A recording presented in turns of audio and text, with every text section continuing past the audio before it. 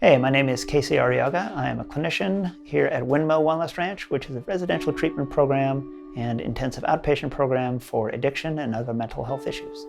So a lot of people ask, how can I get my loved ones sober? So the good news and bad news around that is, unfortunately, you cannot make somebody want sobriety and you can't force them into recovery. You can force them to fake it, but there are some things that you can do that can actually create more or less favorable conditions, and we're here to talk about that today.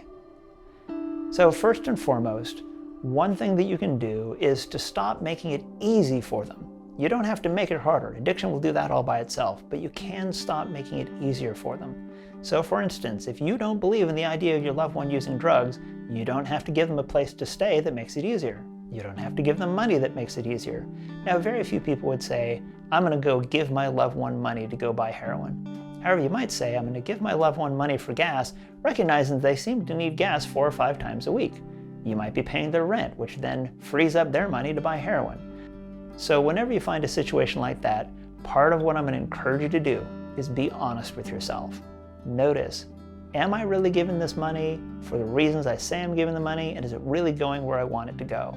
If not, then you might consider changing your actions, because again, you can't change their actions, but you can definitely change yours. Another thing that you might look at would be starting to explore your own recovery. You've been affected by what they went through, and so it's time to look and see how can you start to come back from those effects.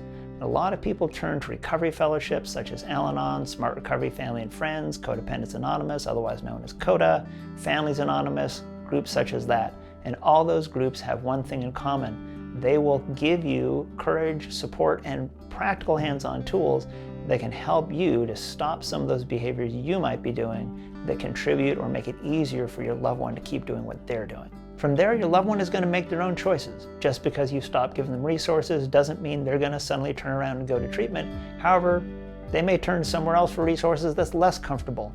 That pattern continues for long enough, they may wake up one day and say, this is not the life that I want to live.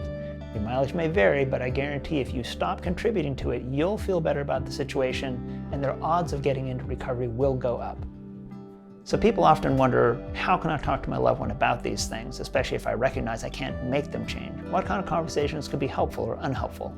So I'm going to say, in general, conversations where you ask questions rather than making accusations or statements at them can be helpful. For instance, asking, do you feel good about the way things are going in your life, rather than saying, you should feel terrible about not paying attention to your kids. You can also have helpful conversations where you're vulnerable rather than telling them what they should do. You could talk about, I feel sad and scared when I see this happening in your life.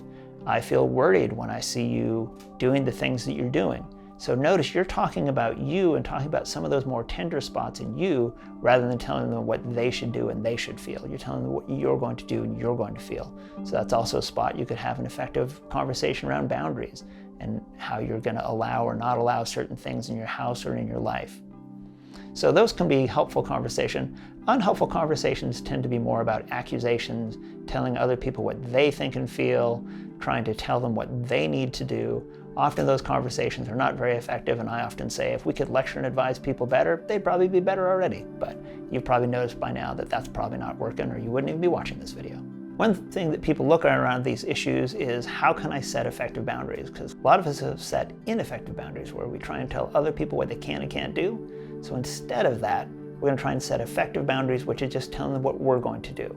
So if you're trying to get your loved ones sober, you recognize you can't make them change, you can still make the change of saying, I'm not going to allow certain things in my house, or I'm not going to allow this around my kids, or I'm not going to give money towards something that I don't believe in, such as your drug use. All of those can be effective boundaries.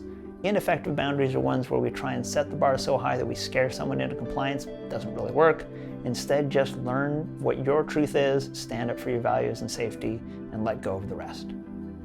So one of the things that some people find helpful is to reach out to Windmill, even if you're not sure that your loved one's going to come in for treatment. You can reach out to us and just talk to our admissions team, or see if your loved one would be willing to talk to our admissions team. For instance, if they're in the stage of change, of contemplation or planning, you could say, well, why don't we just give this place a call? Don't try and force it on them, but just see if they'd be willing to give us a call.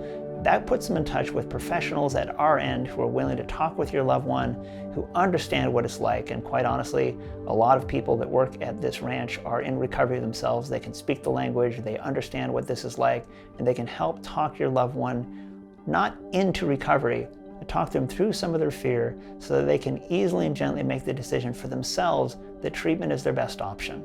We can also work with family members to offer resources so that you have support before you come in, while you're here, and after they leave, just like we're going to give them support before they come in, while they're here, and after they leave.